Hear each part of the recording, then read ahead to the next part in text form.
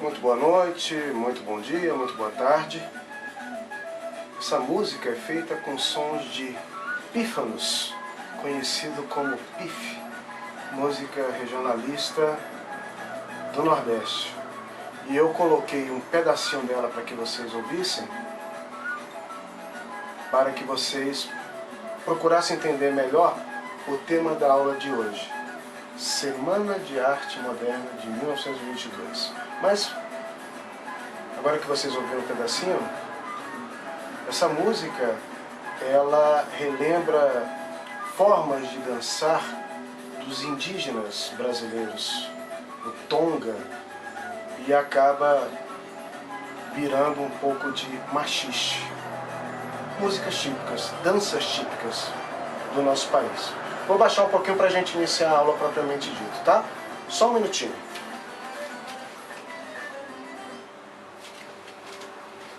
Pois muito bem, agora que vocês ouviram um pouco dessa música, talvez a gente tenha condições de trabalhar melhor com a questão da Semana de Arte Moderna de 1922.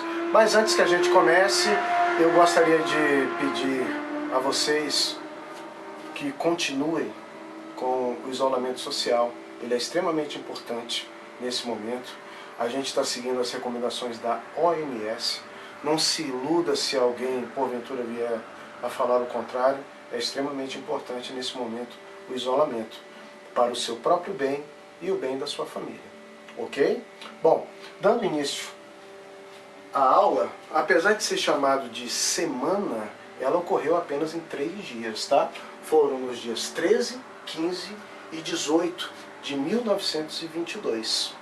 E durante esse período se percebe, se observa que ela mexeu muito com a elite, com a burguesia paulistana. E era exatamente esse o objetivo dos artistas que participaram desse movimento, tá?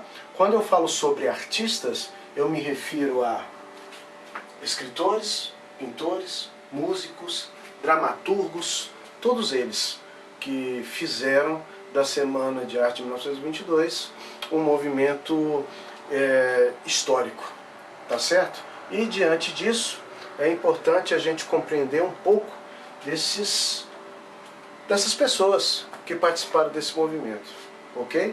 Bom, queria apresentar para vocês, ó, Mário de Andrade, Manuel Bandeira, Carlos Drummond, fotobiografias, porque seria interessante a gente ver a fotografia do nosso querido Mário de Andrade, tá certo? Mário de Andrade. Mário de Andrade, ele faleceu aos 52 anos de idade, e ele foi autor de obras extraordinárias, como por exemplo Pauliceia Desvairada, Macunaíma, e ele vai ser um dos mentores intelectuais desse processo de criação da Semana de Arte Moderna de 1922. Ele participa juntamente com esta que será hoje considerada uma das maiores pintoras que o Brasil já teve, Tarsila do Amaral, tá? Ao contrário de Mário de Andrade, ela vai viver muitos anos, ela vive até os 86 anos, ela falece no ano de 1973 e vai deixar um legado extraordinário que vai ser a obra Abaporu. A obra Abaporu, ela hoje é avaliada em 40 milhões de dólares. É uma das obras mais caras feitas por um artista em todo o planeta. E ela foi comprada nos anos 90 por um argentino pela bagatela de 2,5 milhões. Ou seja, arte é um extraordinário investimento. Concordam comigo? Bom, você tem Tarsila do Amaral, você tem Mário de Andrade. E Tarsila terá também, na figura do seu marido, que vai se casar com ela depois, um importante integrante de todo esse movimento, que se chamará Oswald de Andrade. Oswald de Andrade, ele era uma pessoa que buscava com muita força, essa questão do nacionalismo. Você tem, em 1847, Gonçalves Dias, que vai criar aquele magistral poema Canção do Exílio, que diz assim: minha terra tem palmeiras onde canta o sabiá, as aves que aqui gorjeiam, não gorjeiam como lá. E ele faz algo parecido, que é o canto de regresso à pátria, que começa assim: minha terra tem palmeiras onde gorjeia o mar. Os passarinhos daqui não cantam como os de lá. Minha terra tem mais rosas e quase que mais amores.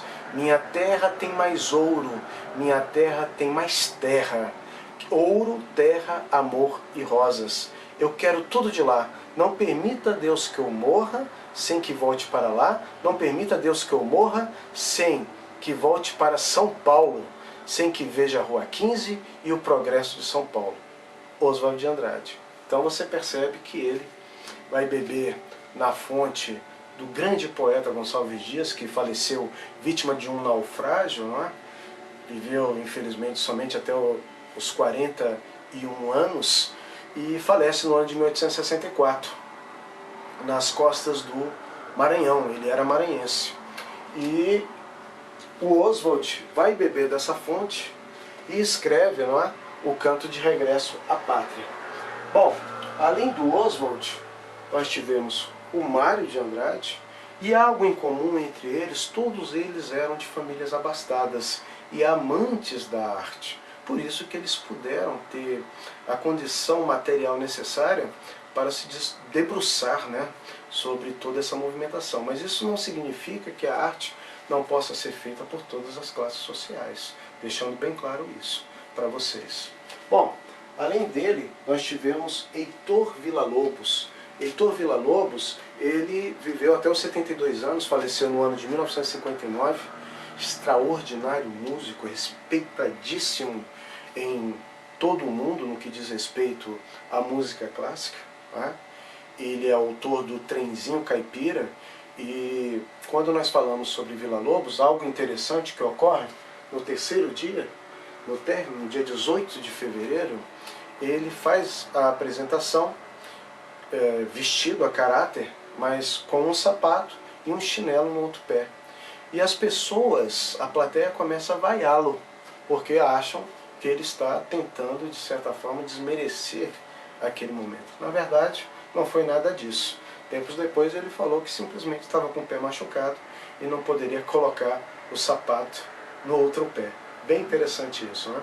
Bom, quando nós falamos sobre Villa-Lobos, ele vai participar desse movimento, e é bom deixar bem claro que tudo isso vai ter o apoio do governador de São Paulo à época, Washington Luiz, que anos depois, em 1930 para ser mais exato, ele é deposto como presidente da República, né, por Getúlio Vargas, e ficou conhecido na história como o autor da frase "governar é construir estradas". Ele acabou pegando o bico, né, digamos assim. Bom, o evento ele foi inaugurado por uma palestra de um diplomata maranhense chamado Graça Aranha. Graça Aranha, curiosamente, fez parte da Academia Brasileira de Letras, mas ele, tempos depois, abriu mão. Ele foi um crítico ferrenho da Academia Brasileira, exatamente por achar que ela não estava correspondendo a essa busca nacionalista pela arte literária, tá? Bom, nós tivemos também a questão do centenário. O centenário que ocorreu, que estava ocorrendo, comemorando a independência do Brasil, tá certo?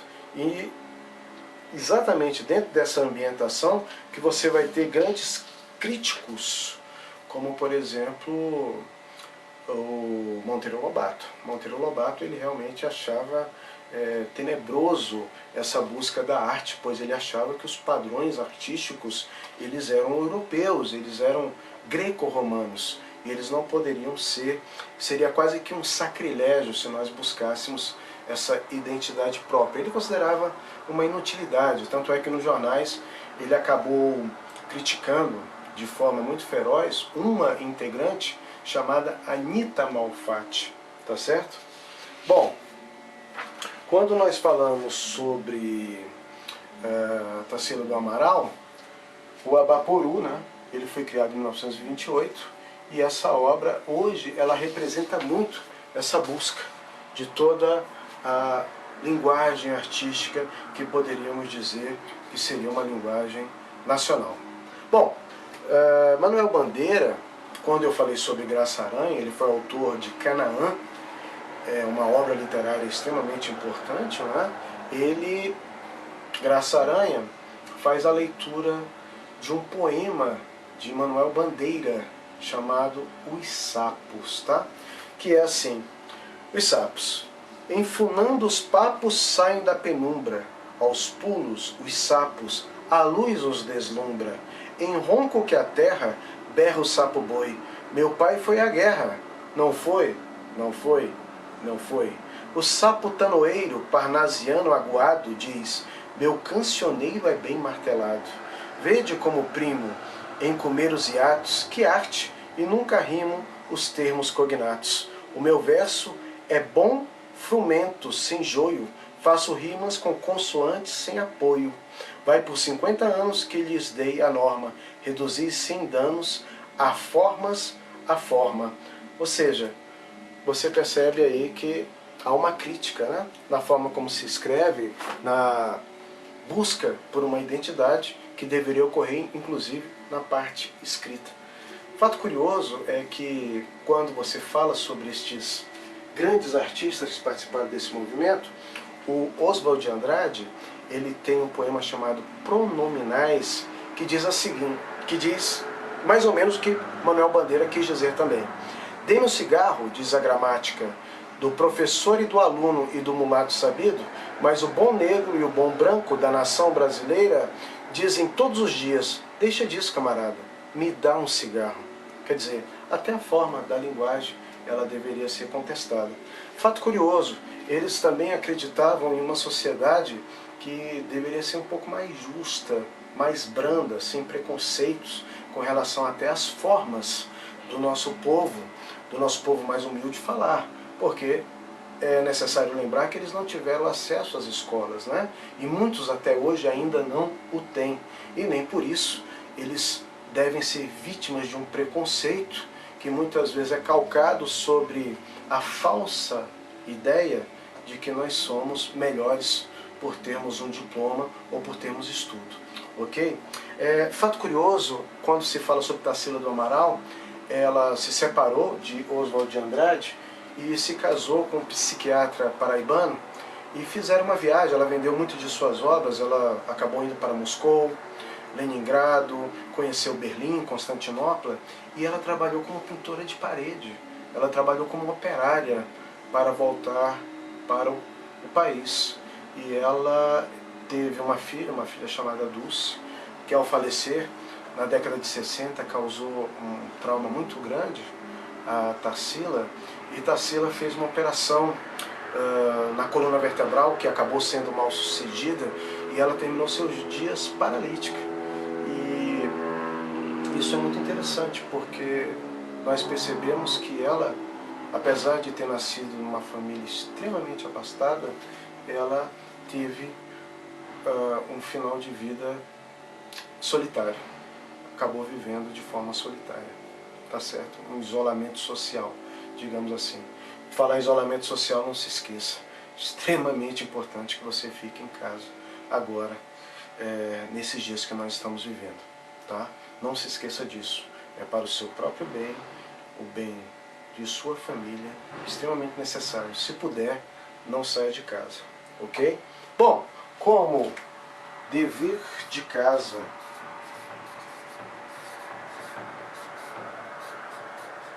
eu gostaria, meus caros e amantíssimos alunos, que vocês buscassem saber um pouco mais sobre outros integrantes que eu não falei aqui, como por exemplo Vitor Brecheret e Anita Malfatti, tá?